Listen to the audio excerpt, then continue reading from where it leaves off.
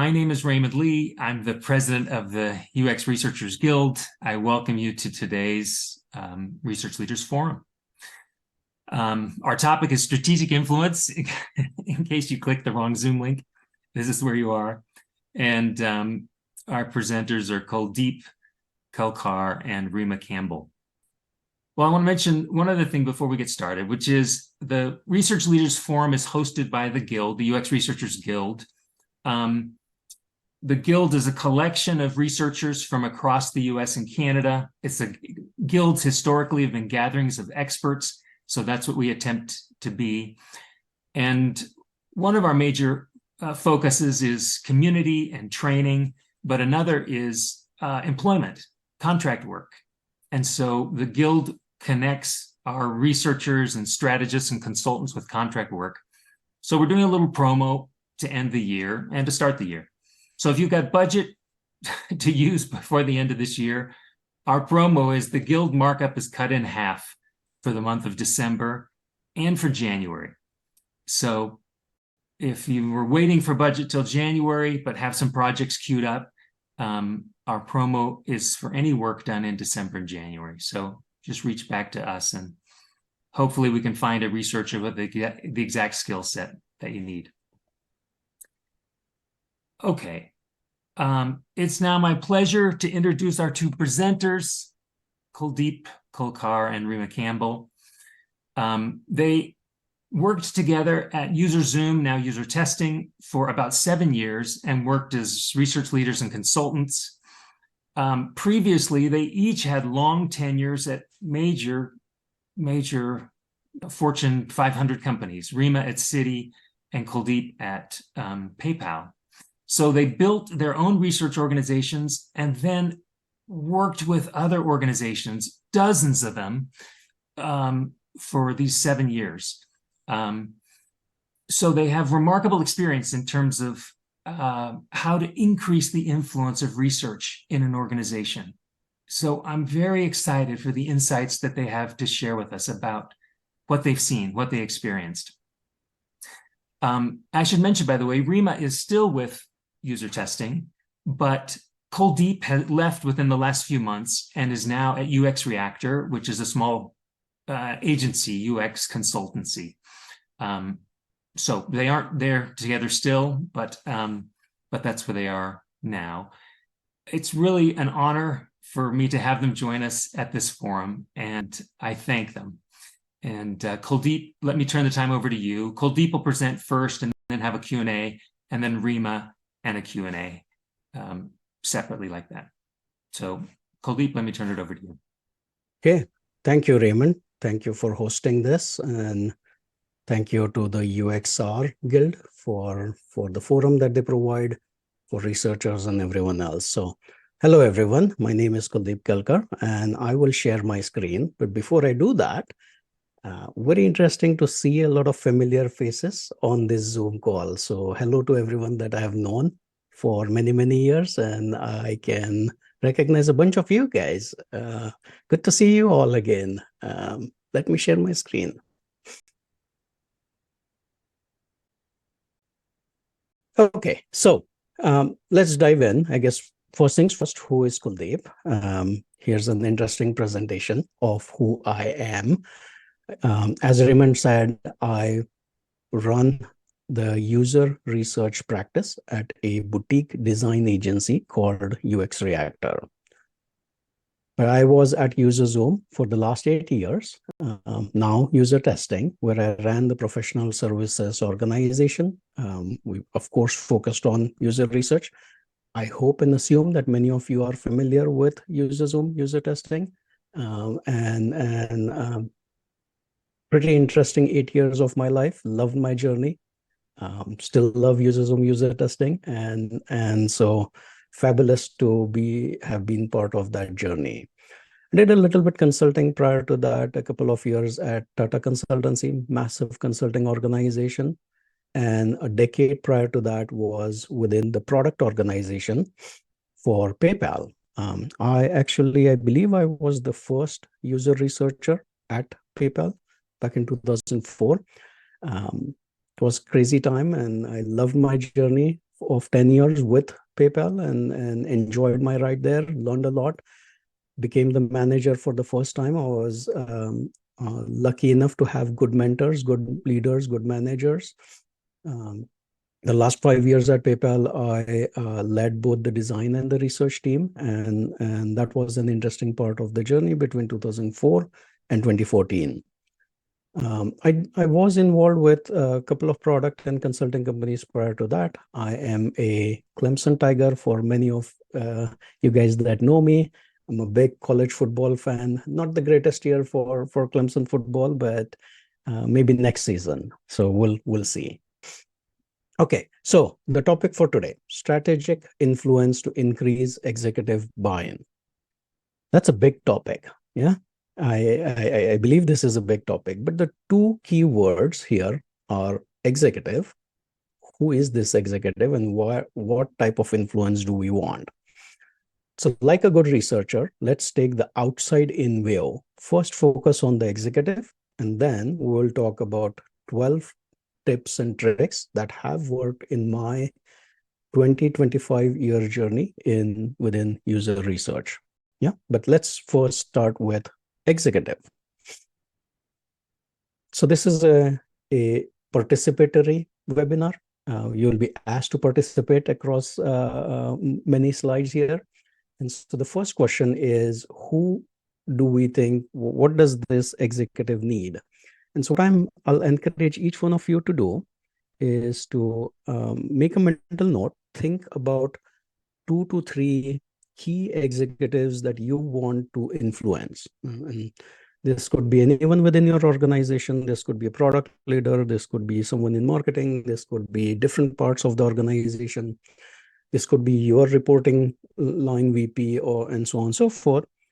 And as a thought experiment, contemplate, what does this executive need? Right? He, she, whatever they are concerned about, whatever they wake up with, right? What are their broader goals? And inherently, this has to be broader than just UX. Unless you are influencing the design leader, the thing that the executive is thinking about is probably broader than user experience. And so as an example, hey, I want to influence this business unit head, and they are worried about this new product introduction, or they are trying to improve the CSAT score, or they are focused on conversion rates. It can be anything that is relevant in your work literally today.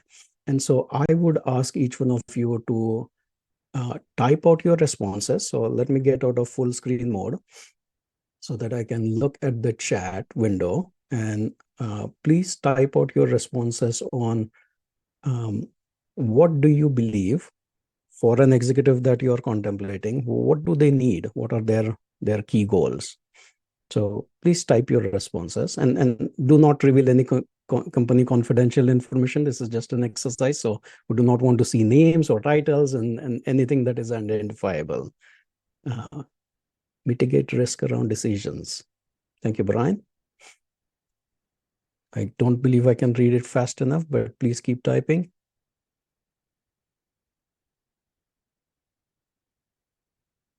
Okay, good one, Jess.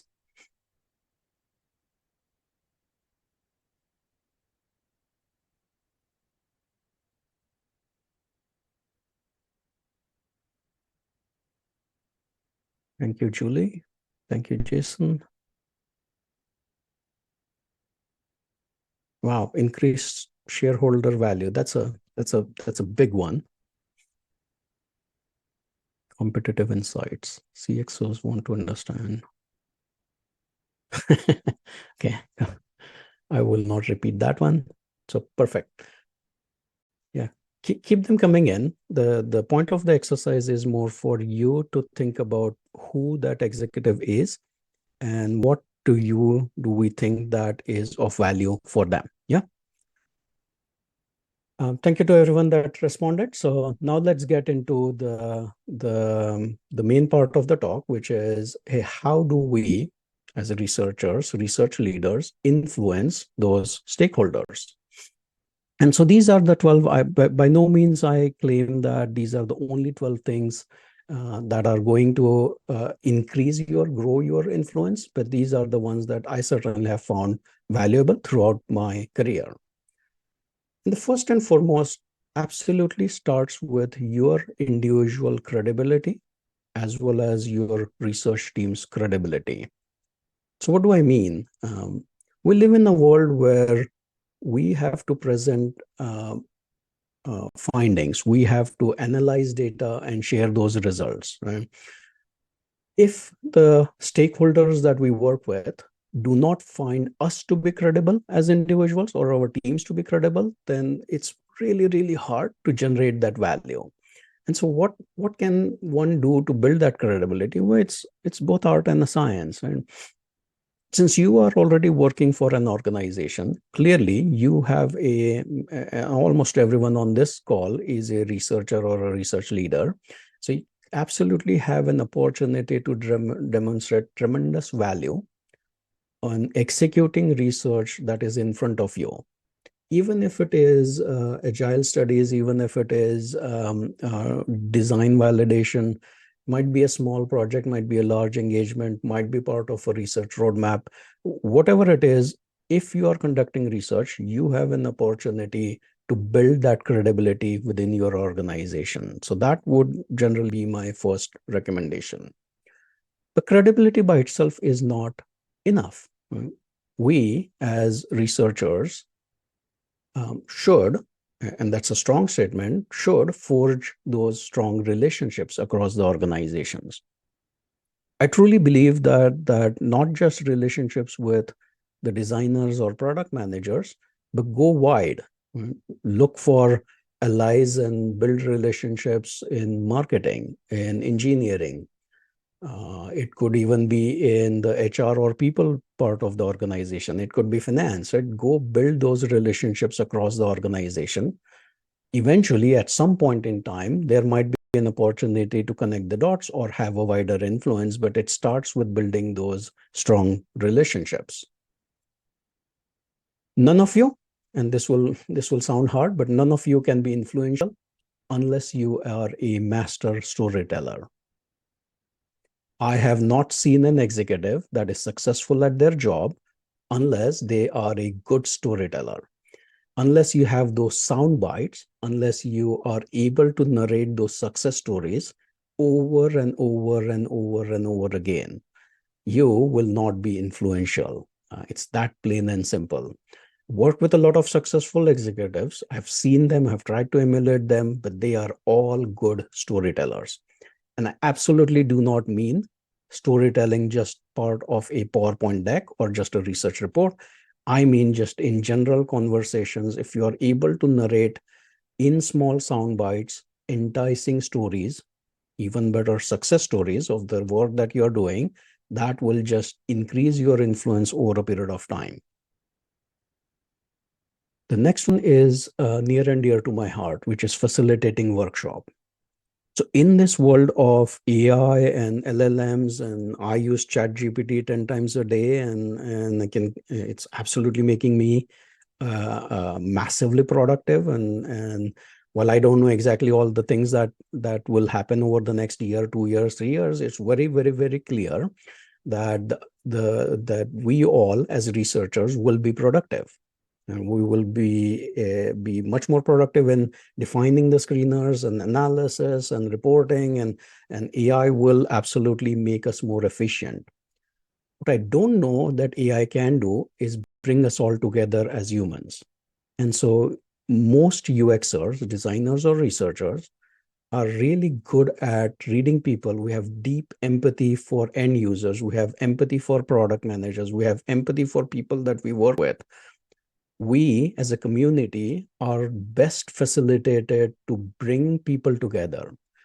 Anytime you have an opportunity, try to jump in and facilitate a workshop. Be the leader to bring people together, even if it is at the divergent phase of an engagement or the conversion phase of an engagement. Try to workshop and bring people together. And what ends up happening, certainly happened for me, is you then get invited to conversations that you did not knew even were happening.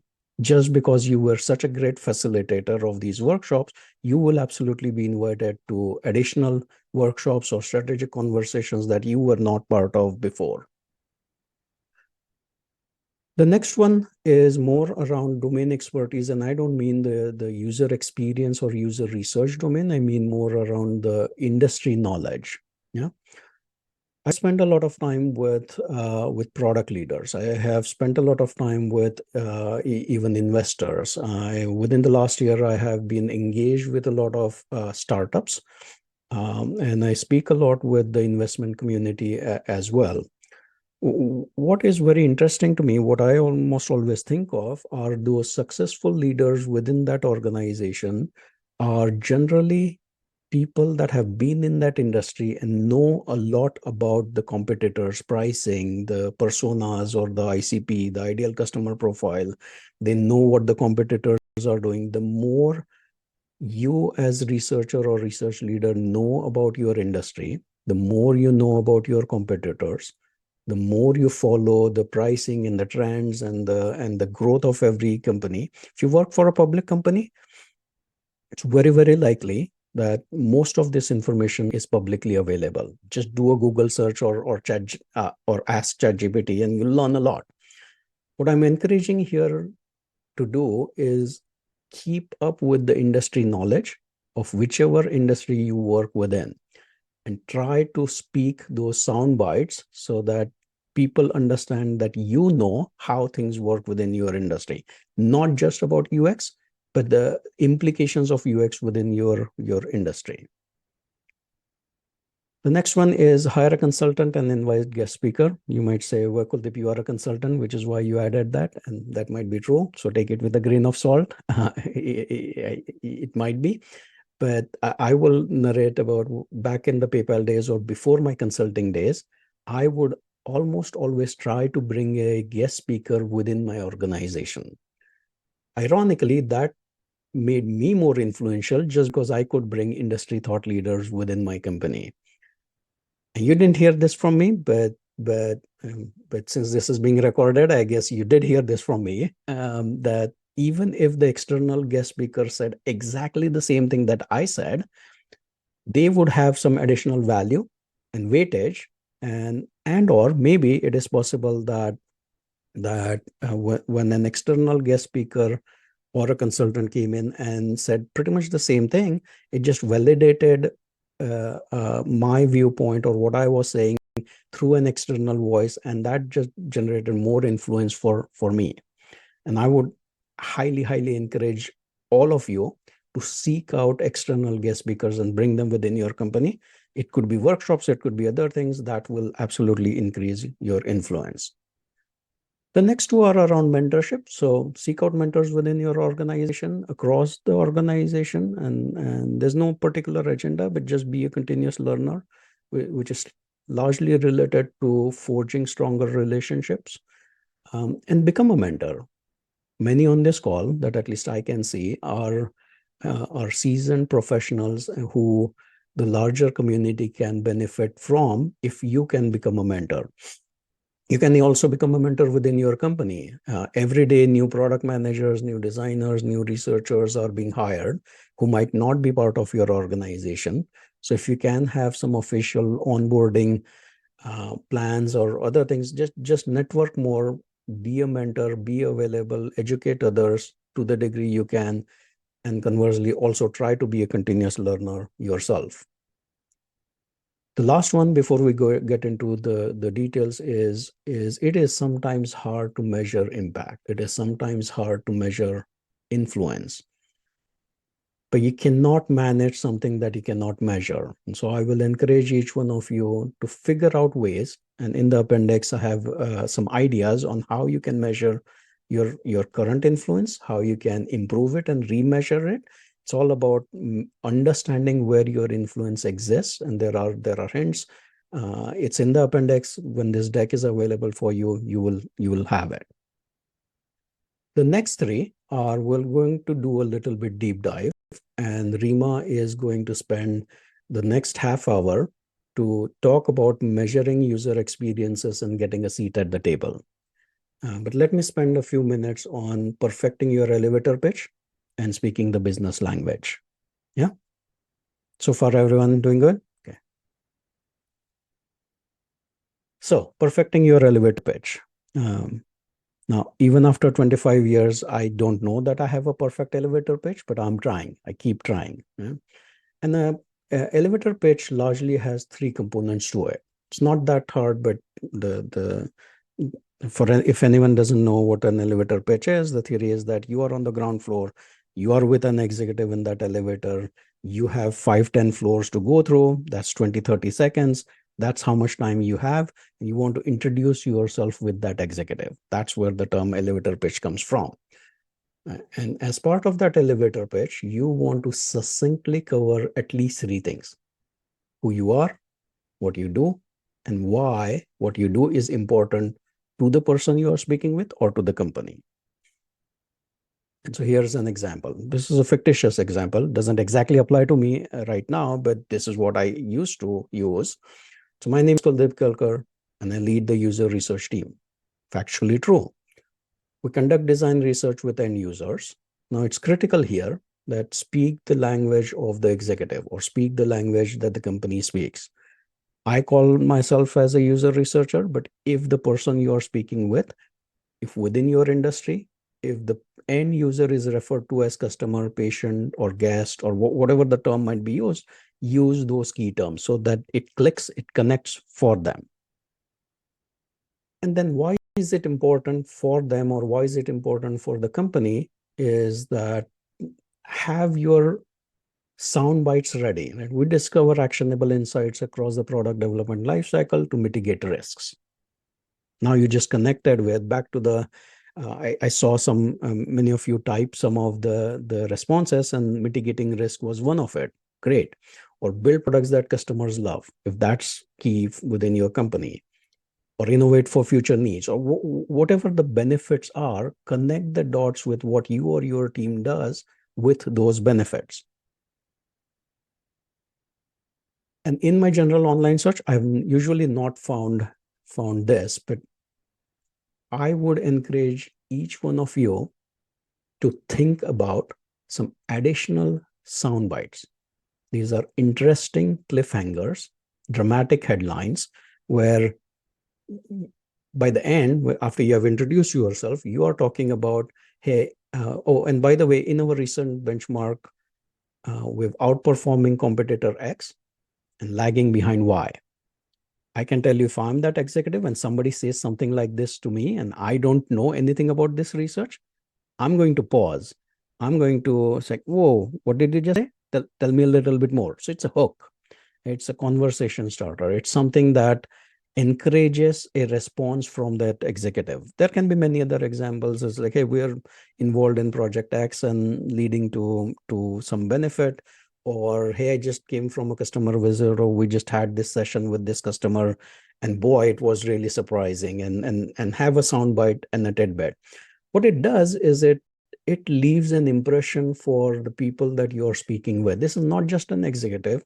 This is something that many of us have to practice. It's not just your name, what you do, what function I run usability as. That's all fine. What is the benefit to the company? And have a cliffhanger, have a dramatic headline, have a hook, which will then create further conversation. The last one, which is always speak the business language. I have now for the last 10 years been accountable for both the top line and the bottom line, and I don't have an MBA. I've been an HCI person all my life, and my joke is my MBA is through Google search, and I have a PhD in finance through Google. It's not that hard to understand some of these basic concepts. Top line is pretty much the top line, the revenue, the sales, how much money is coming in. And at many companies, there is some sort of a budget planning, small or large. Someone somewhere is deciding goals, be it the bottom line EBITDA goals or gross margin goals, which at the end of the day decide how much money does the company have to spend on different functions. Every company that I've worked for and I've known has some sort of a forecasting. There's someone forecasting what the top line number should be for the next 4 quarters. Someone somewhere is stating what the gross margin and EBITDA numbers should be. And that determines how much spend there is, how much money there is to spend. The more you understand and speak the business language, the more influential you will be, simply because you will participate in conversations that you were not part of before. I have a book that was given to me by the CEO at my first company, Kelkar, I believe. This was almost 22 years ago. I literally still have a copy, a physical copy of it. And I have a lot of books. I rarely read them cover to cover, but this is one of them that I absolutely would recommend all of you to at least review and look at. And it explains these concepts of business KPIs, and it simplifies it, and all of us can understand it. And so I will highly encourage all of you to speak the business language as much as you can. That's pretty much my talk for today. Now we do. I don't know, Raymond, if we have the poll ready or not. If we can launch the poll, that would be fabulous. But our intention was for all of you to very quickly look at the list of these areas of influences, these tips, recommendations, things that I just went through, and potentially force rank or think about which ones are, or if there are questions. This is the discussion part. This is small enough group for us to be able to have some conversation. So anyone has any questions or comments?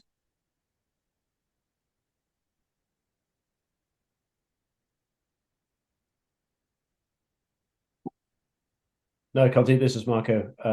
I think this is a great list and a good reminder. I think you all have probably done a number of these things before, but I think refreshing them and just having you remind us about this is super helpful.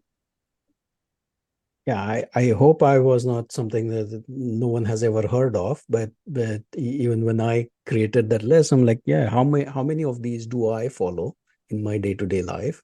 And do I make a conscious effort to have my elevator pitch crisp and ready? Because when the moment comes in, you have to be ready, and you don't know when that moment will be. And as an introvert pretending to be an extrovert all day, I have to analyze things myself and be ready. Yeah. Thank you, Marco, for that comment. Someone else? Hey, this is Mo.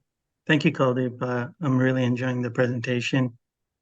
The storytelling part, and in the chat, some folks have been sharing some resources. I just wondered if there's something that comes to your mind that could help us learn more about doing this storytelling part. Thank you. Yeah. Thank you for that comment. I'll look through the chat really quickly, but there are tons and tons of resources on pretty much every topic that I listed here, right? A simple Google search will help you find a bunch of those things. So whatever links are available here is absolutely beneficial.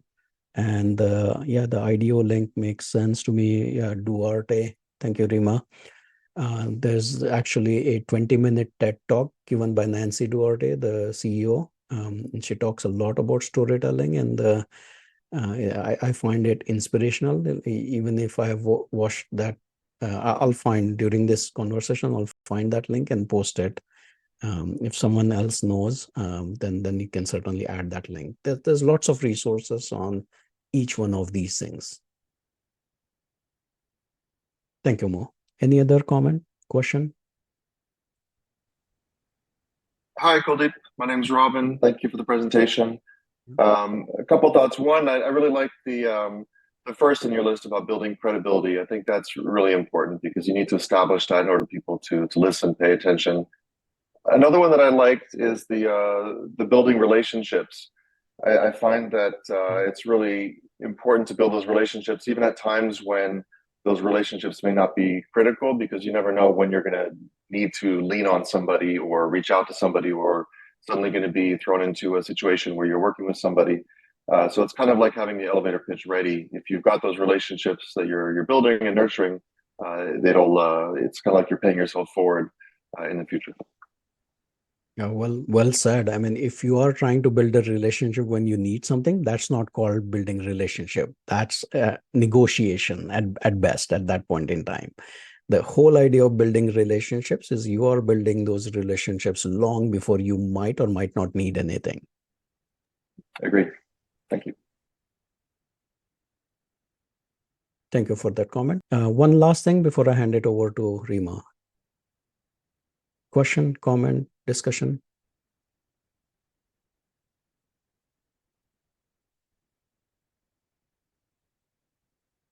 No? Okay, great. So, Rima, I'll stop sharing and hand it over to you. Thank you. I don't know how to follow that, but I'll try my best. All right, let me do this. Can you guys see my screen? Oops. Thank you. All right. Probably no surprise for you guys to see this, but for the last several years, it's been challenging, right? One of the biggest challenge actually the user experience faces in the business is getting executive buy-in for UX research. One of those years when we ran that survey back in the days, it was number 4, probably increased a little bit. And it has improved a little bit, but at the end of the day, it is still, and we're probably seeing this in 2023 with all the layoff of UX researchers, designers. It really gives you that sense of that discipline of UX research really deserve a seat at the table. It's rather frustrating that it's not always forthcoming for a variety of reasons, right? Including how user experience relate to key performance indicators in the business. So executive in the C-suite, they're looking for KPIs, bottom line, and how that impact, everything that would impact their business. The UX professionals and leaders, they look for insight. But how do they bridge the gap between, the C-suite and the user experience? So McKinsey ran a study about the potential for design-driven growth, and they found it to be enormous. They analyzed the impact of the design effort of 300 public listed companies over 5 years across a variety of industries and countries. The report found that design-forward organizations performed twice as the rate of their industry competitors when it comes to generating revenue. So what is their secret sauce? Companies who demonstrate value using meaningful metrics are growing at twice as the rate of their peers. Why? They set a North Star and they combine qualitative data and quantitative measure and that can demonstrate the value of effective design. So the secret sauce of those organizations, what is their secret recipe? What is their secret sauce? How are they so, successful? They start by continuous iteration of their design validation. Then they embed research throughout the product development life cycle consistently. And with that, they make data-driven decisions with using higher sample size. And for sure, they measure the performance of their design and its impact on the financial success of their business.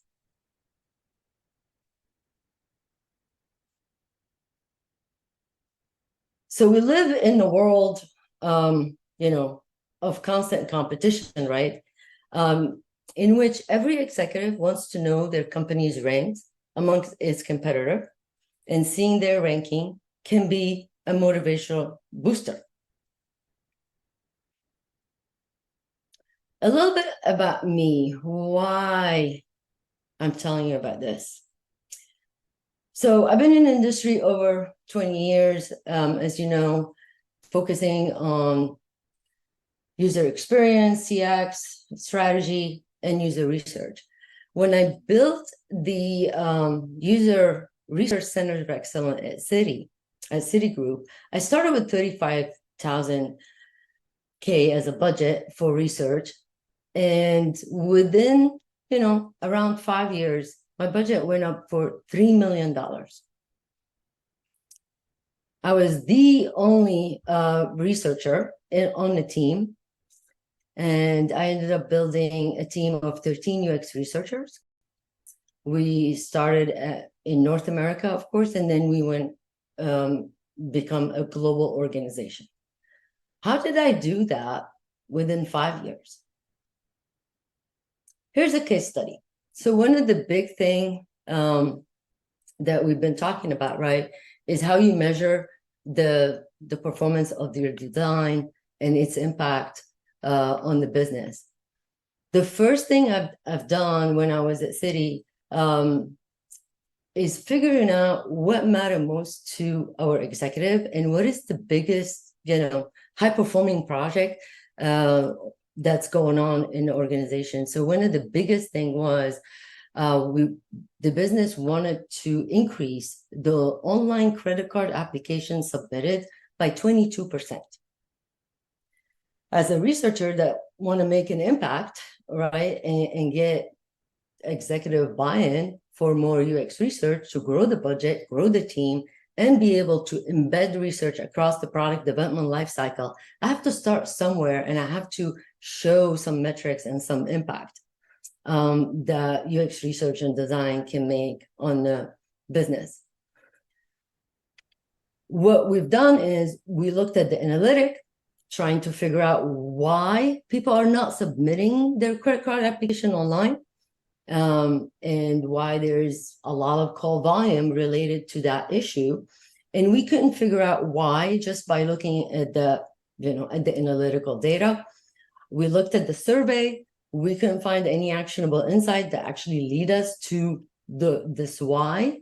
So what we've done is created a study in user Zoom, now user testing, and we asked participants to complete one task, choose a credit card that match their need, and get to the application, but not submit the application, because we actually tested the application from a usability perspective, and it worked fine. But that journey of selecting the right credit card that match your need was really what we wanted to look for and analyze and figure out what was wrong with that journey to get to the application.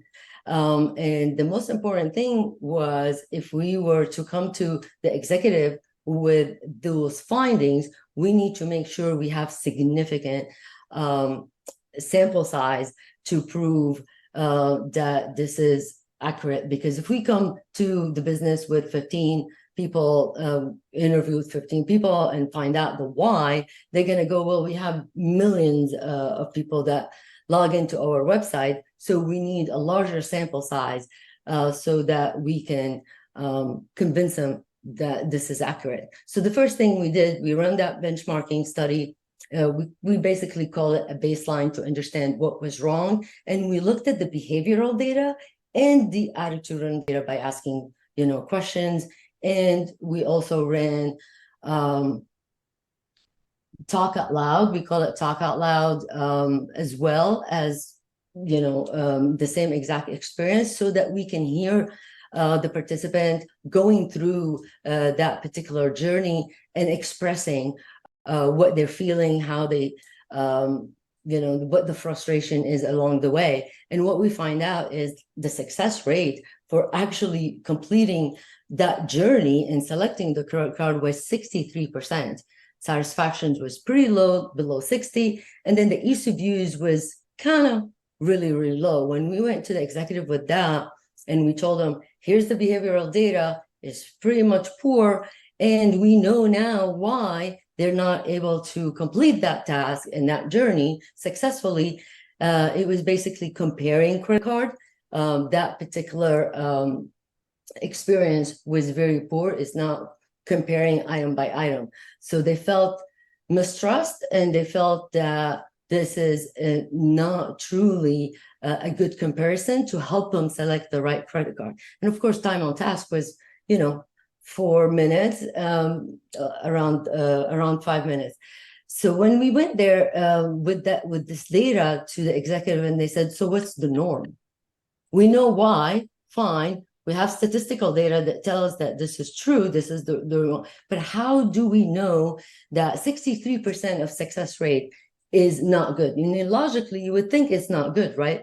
But if you compare that with their competitors, you run the exact same study on American Express, Discover, Wells Fargo, and other, you're going to see how you compare with your competitors. And we ran that study amongst the competitors, and that's when they find out that we are really, really, really not doing a good job, and we need to improve that success rate. We need to improve that satisfaction, and they understood as we improve that experience, the compare credit card experience, how the success, satisfaction, and ease of use have increased. And with that, we were able to run several studies on the prototype and improve that and iterate the design and test it to make sure that the success rate, satisfaction, ease of use is a par with our competitor. And then we launched it. So this is how we measure the performance of the design in that development from a baseline to a benchmark.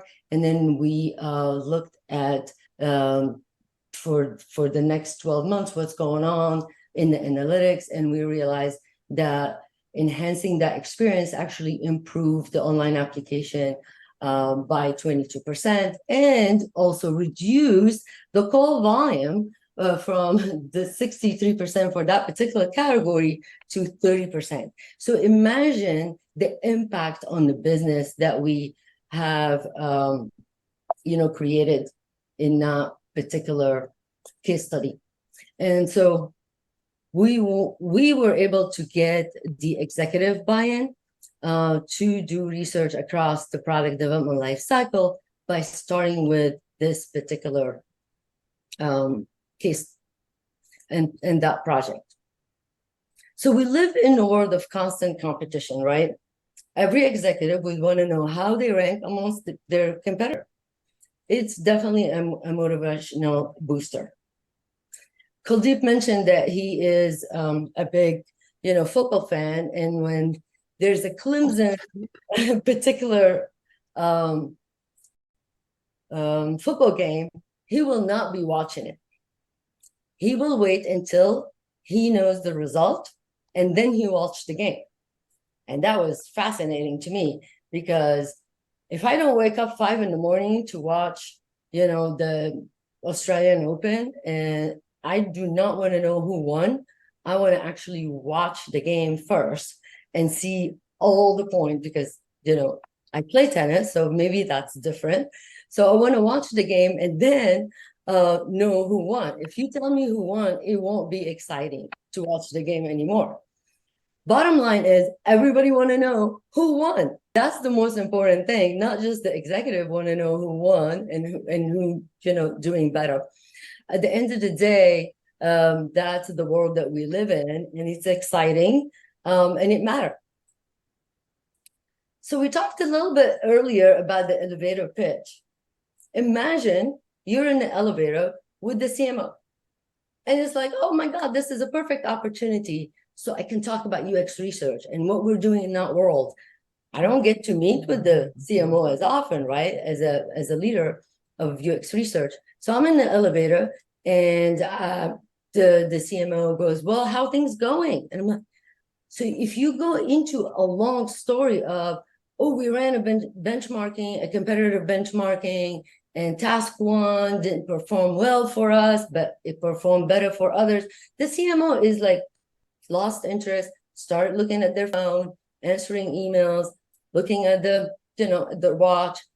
You lost their interest. So how do you do an elevator pitch that actually capture their interest and wanted to know more, right? So the number one thing is try to say, we ran a benchmark study, and Blue Cross Blue Shield won the competition. They scored 77 out of 100, and Humana was the lowest. They scored 57. And that's short and concise. And it doesn't matter that it is a UX benchmark or CX, whatever the study is, there's a scoring and there's a comparison.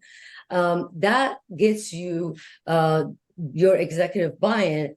And now they want to go, all right, I want to know why, because I know for sure Humana has paid tremendous amount of money to create, to redesign their website, and it looks amazing. So how come they scored the lowest? Now I got their attention, I got invited to the table, and I can explain why. And that's what the CMO will be asking. I want to know why they scored the lowest. Tell me more. You're sitting on the table and you're explaining exactly those are the tasks that has the highest impact on the business, and those tasks scored really low. And from a behavioral perspective, and then from an attitudinal perspective, the loyalty score was low, blah, blah, blah. And bottom line now, you got the executive attention, and now the executive is pondering how this UX score or QX score that you're telling me about that has a 50% attitudinal and 50% behavioral, how does that impact my business metrics and KPIs? So now they have an interest. So of course you can go through each task and show, the behavioral data, because that's what the platform will show you with heat maps. You can show that visual. You can also run a video to kind of, have them listen to the participant frustration as well.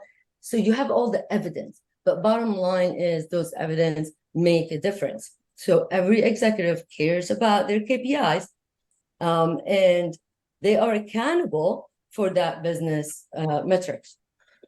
So as UX reader, you need to know your business metrics, and you need to know how to tie that business metrics to what matter most to your organization. And you need to define the two and define the UX metrics that has an impact on that business metrics.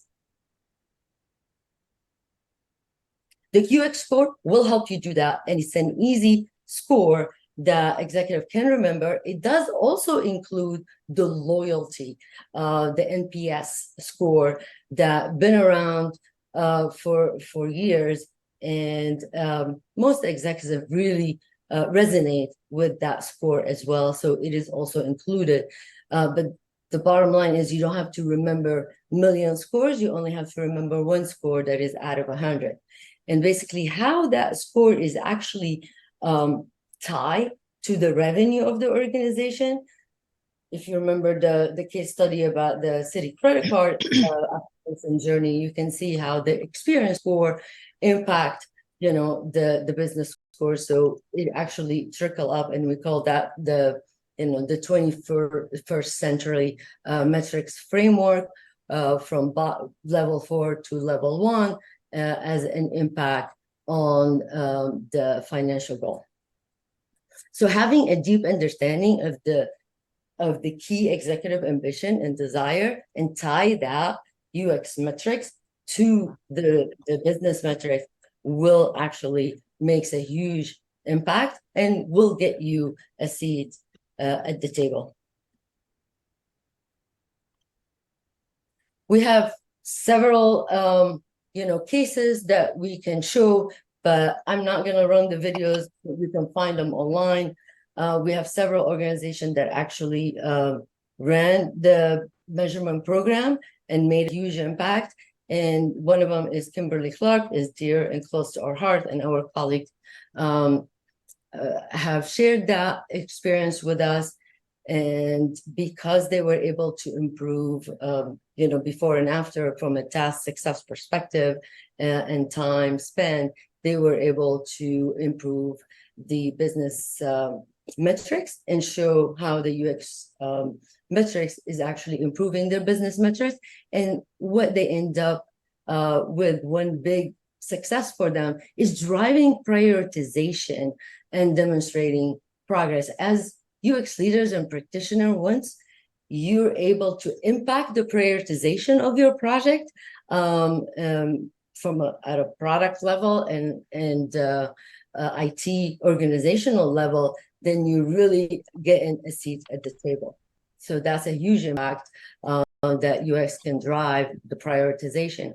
Kroger, for example, when they ran all these measurement program as well, they were able to get the business to invest more at the beginning of the product development life cycle and doing more discovery, making sure that they actually creating the right solution for the customer problem from the beginning, not just validating the design in the middle of the product development life cycle.